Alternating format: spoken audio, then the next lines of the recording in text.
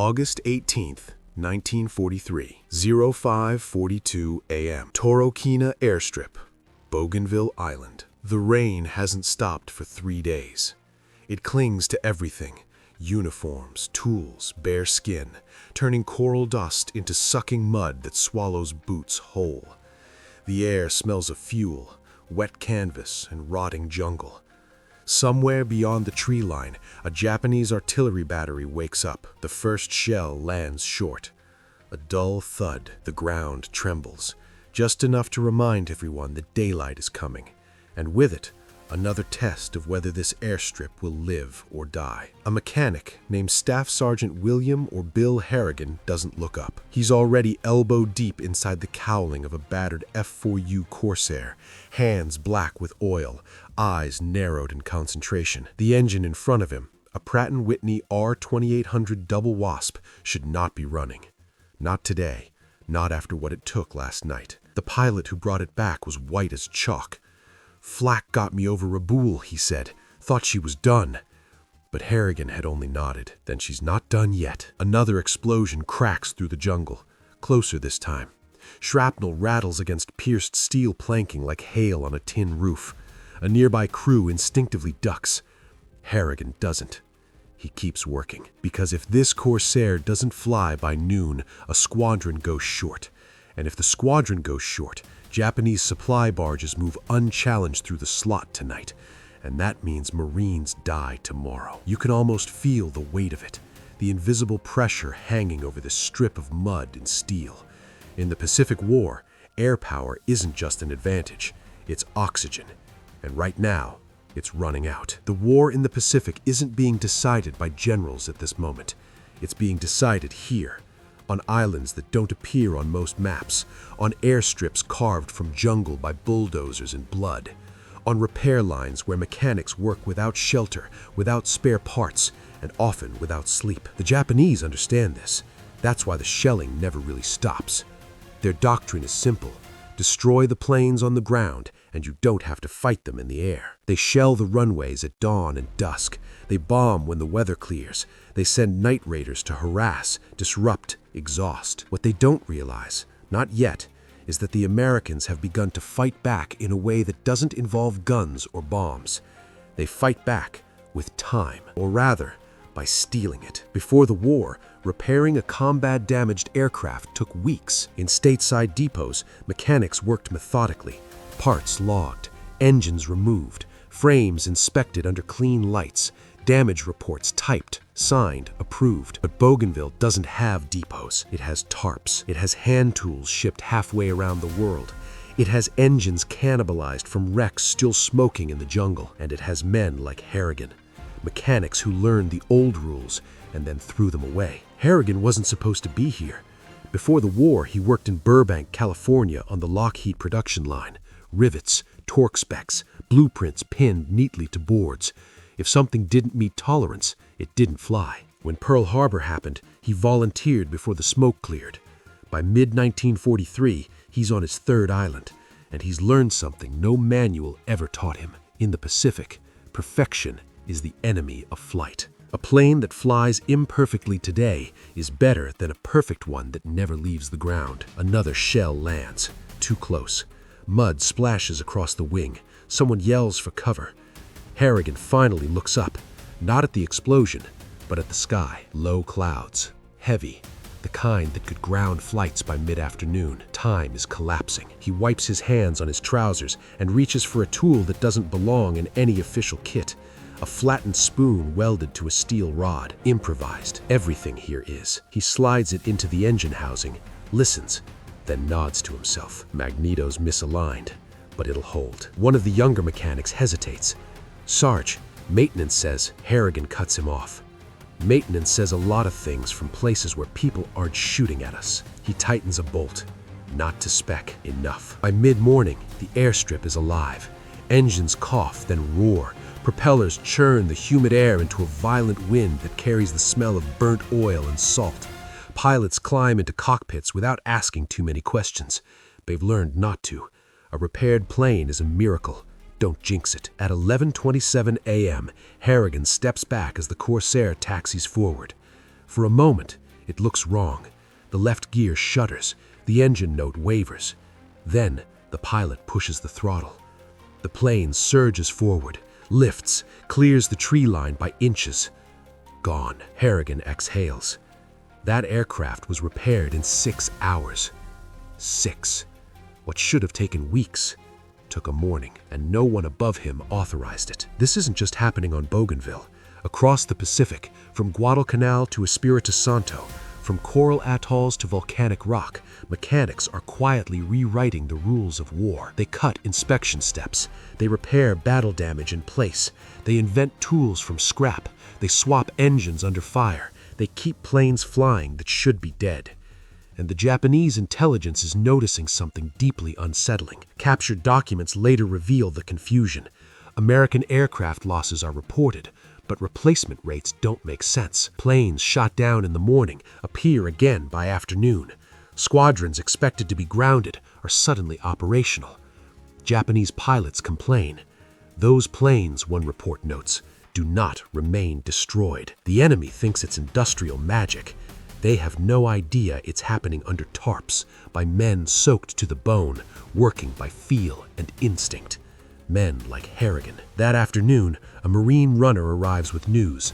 A reconnaissance flight reports increased barge traffic north of Empress Augusta Bay.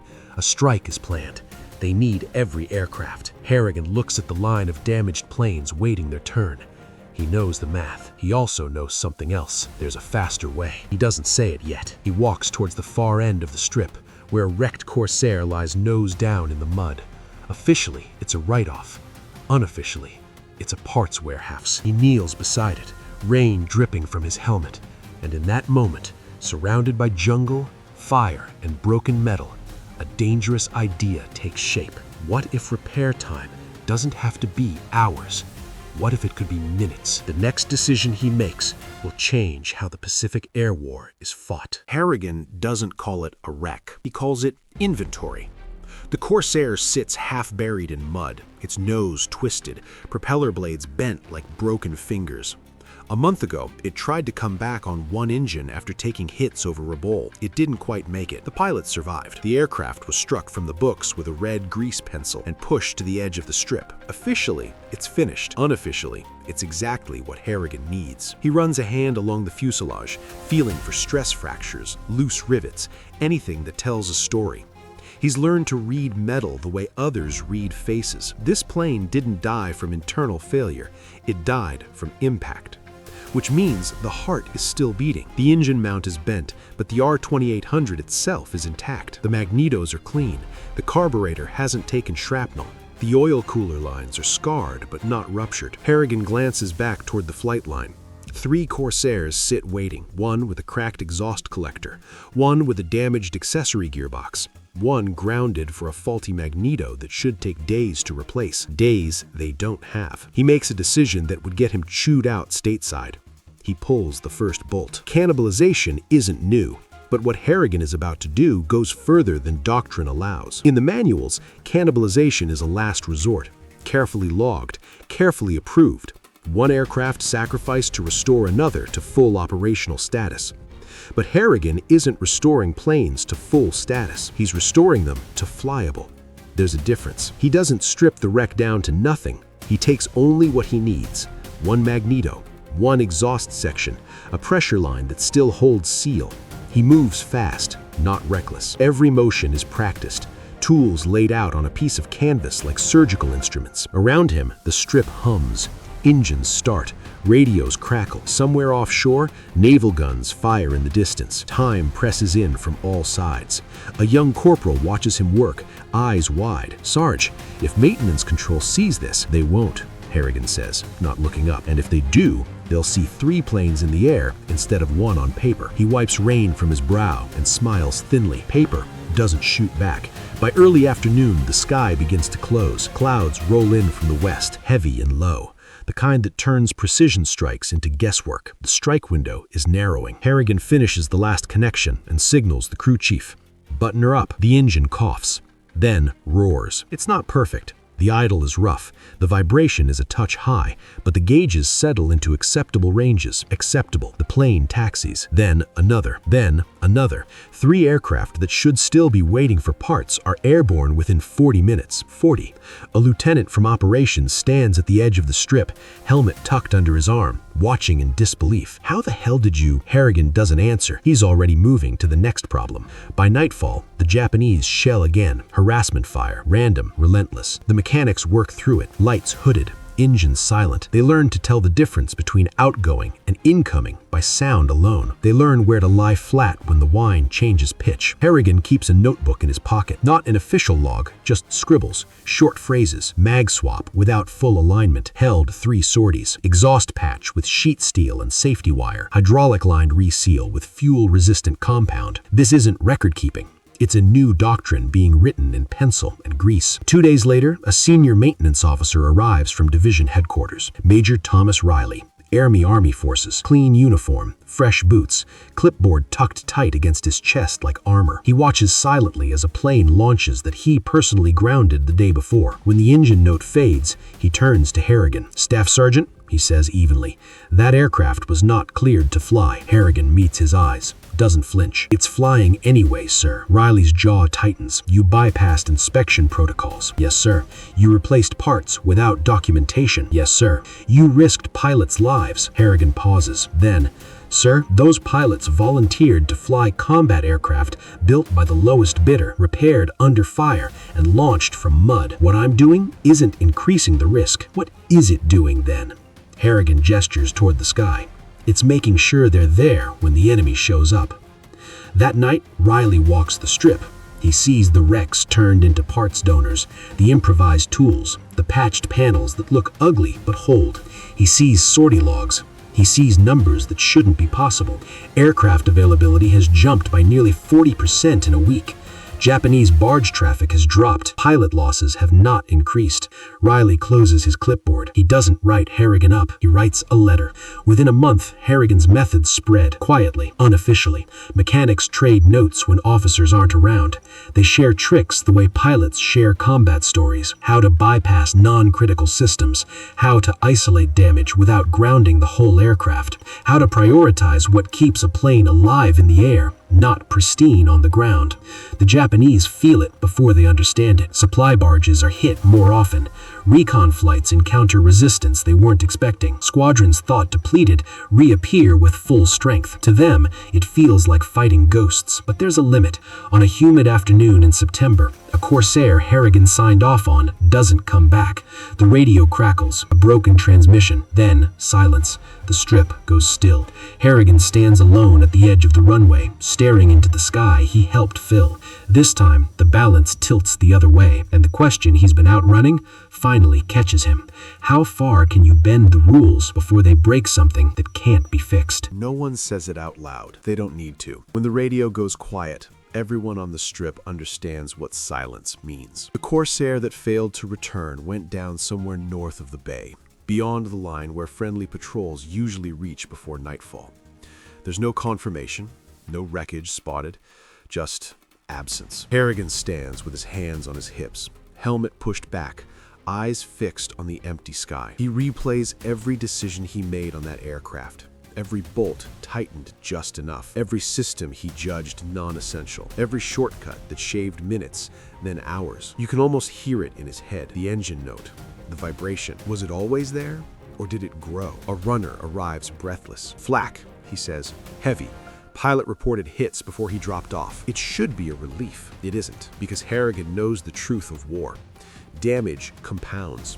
Stress reveals weakness, and the line between combat loss and mechanical failure is thin enough to vanish under pressure. That night, he doesn't sleep. The Pacific doesn't allow for pauses. By morning, the strip is back to life. Engines turning, crews moving, orders coming down from above. The war keeps asking the same question over and over. How many can you launch today? Major Riley returns before noon. He doesn't bring a clipboard this time. He brings coffee in a dented thermos and 2 cups. They sit on a crate near the edge of the runway, watching planes taxi. Riley doesn't look at Harrigan when he speaks. "I lost friends to bad decisions, and to good ones." Harrigan nods once. Riley continues. Command wants your system formalized. Procedures, limits. They want to know where speed ends and recklessness begins. "And what do you want, sir?" Harrigan asks. Riley finally turns. "I want pilots in the air and mechanics who can live with themselves." Over the next week, something changes. Harrigan slows down. Not much, but enough. He starts categorizing damage differently. Red, yellow, green. Structural, critical, tolerable. He writes checklists, not to stop innovation, but to anchor it. Shortcuts become standards. Improvisation becomes method. Other mechanics contribute. One figures out a faster way to realign control cables. Another designs a clamp that seals fuel lines without full replacement. A Navy chief brings a trick from carrier decks. Temporary fixes meant to last exactly 3 sorties. No more, no less. The system evolves. Practical pressure increases. They sense something slipping away. Night raids intensify. Snipers probe the perimeter. One evening, shells land directly on the repair line, tearing through a stack of spare wings. Harrigan helps pull a wounded mechanic from the mud, blood mixing with oil. The man survives, barely. Later, as medics work, Harrigan stares at the ruined wings. He doesn't see loss. He sees raw material. By October, the results are undeniable. Average repair time across the sector has dropped from days to hours. Some repairs are completed under 90 minutes. Aircraft availability rates exceed planning estimates by margins no one predicted. The Japanese begin rerouting supply traffic, flying higher, moving at night. They're adapting, which means the pressure is working. Then comes the test no one wants. A full-scale Japanese counterattack, coordinated, timed, designed to overwhelm the strip before dawn. The first wave of shells lands at 4:10 a.m. The second wave targets fuel dumps. The third wave hits the runway itself. Planes are damaged on the ground. Fires break out. Men scatter for cover. When the shelling lifts, the sky is still dark, and command issues the order. Launch everything that can fly. Everything. Harrigan looks at the line. Some of those planes should not be airborne, but if they aren't, nothing will be. He makes his call, and for the first time, he doesn't make it alone. All along the strip, mechanics move in silence, each knowing exactly what matters and what doesn't. Panels come off, lines are bypassed, systems are isolated. Engines start, one by one, against the odds. As the first aircraft lifts into the dark, Harrigan feels something he hasn't felt since before the war. Not confidence, commitment, because now the doctrine isn't his anymore. It belongs to the war, and in the hours ahead, it will be tested in blood and fire. October 14th, 1943, 04:47 a.m., Tarokina airstrip. The sky is still black when the first Corsair rolls. No dawn, no horizon, just the low growl of engines pushing back against the dark. Rain begins again, light at first, then steady, turning shell craters into pools that reflect flickering runway lamps. Smoke hangs low, trapped beneath the clouds. Somewhere offshore, Japanese destroyers are still firing blind, hoping for one lucky hit. They don't know what's happening on the strip. They think they've done enough. They haven't. The first aircraft lifts with half its instruments dead. The second flies without full hydraulics. The third has a patched oil line that Harrigan knows will hold exactly 2 hours. No more. Every pilot knows it too. No one refuses. They push throttles forward and disappear into the night, climbing into weather that swallows them almost immediately. You can almost feel the tension snap as the runway clears, because now there's no taking it back. In the operations tent, radios crackle to life.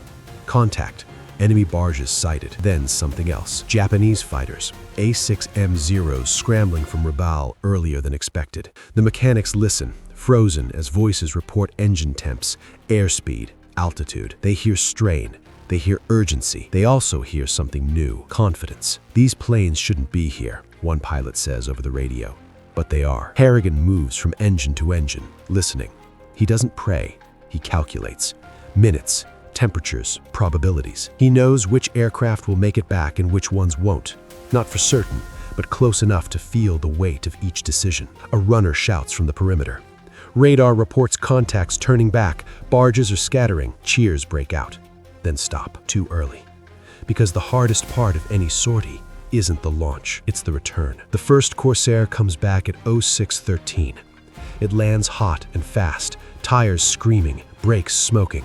The left wing sags slightly as it rolls to a stop. The pilot climbs out, face streaked with sweat and oil. She held. Barely, he says. Harrigan nods once. That's all she owed you. Then another plane appears, then another. Some come back riddled with holes. One limps in, trailing smoke. One skids off the runway and collapses its gear in the mud, but they come back. Enough of them. By sunrise, the picture is clear. The Japanese attack has failed. Barge is destroyed, fighters turned back. The strip remains operational. Command tallies losses, then checks aircraft status. The numbers don't make sense. Planes written off the night before are flying again by mid-morning. Damage reports pile up and then get crossed out. Someone radios higher headquarters with a simple phrase. Operational capacity exceeded expectations. Word spreads fast. Not in press releases, not in speeches, in whispers. Mechanics from other strips come to see it for themselves. They watch Harrigan's crews work. They copy techniques. They adapt them to Wildcats, Dauntless dive bombers, B-25 Mitchells. What began as survival becomes doctrine. By early 1944, the practice has a name, Field Expedient Repair. It won't appear in manuals until later, but it will decide battles long before that. Japanese intelligence files later recovered tell the other side of the story. Repeated references appear. Aircraft destroyed, reappeared. Enemy air presence underestimated. Attrition ineffective. The conclusion is wrong. They believe American factories are the reason. They never realize the truth. That sometimes the difference between victory and defeat is a mechanic willing to sign his name next to a risk. Harrigan receives no medal, no promotion, no headline. One day he's simply transferred forward to another strip, another island, another impossible problem. Before he leaves, Major Riley shakes his hand. "You changed how this war is being fought," he says. Harrigan shrugs. "I just fixed what was in front of me." Years later, long after the war, pilots will talk about the Pacific skies as if they were always full. They won't remember the mud, the shelling, the men who worked through the night so engines would start in the morning. But every aircraft that stayed in the air longer than it should have carries that story with it. The war wasn't won only by factories and fleets. It was won by hours stolen back from chaos, by mechanics who refused to let the sky go quiet.